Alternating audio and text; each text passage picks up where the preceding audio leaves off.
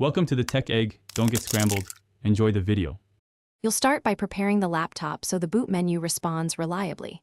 Save your files and perform a full shutdown. Fast startup can skip firmware handoffs, so make sure it's off.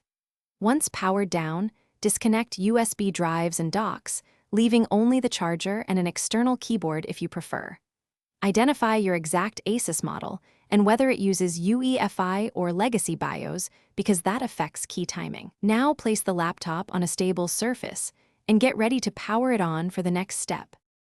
Power on the laptop and immediately begin pressing the boot menu key. For most Asus models, that's ESC or F8.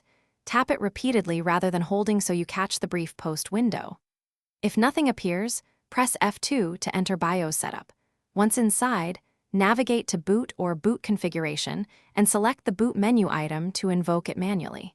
Make sure you use an external USB keyboard if the laptop keyboard won't register keys during post, because timing and hardware state determine success.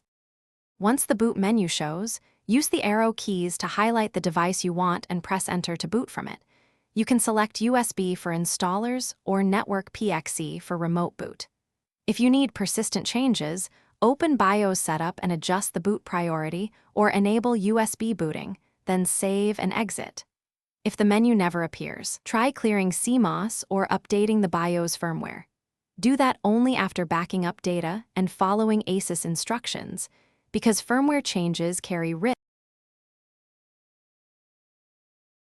Thanks for watching. Consider subscribing if I helped unscramble your problems.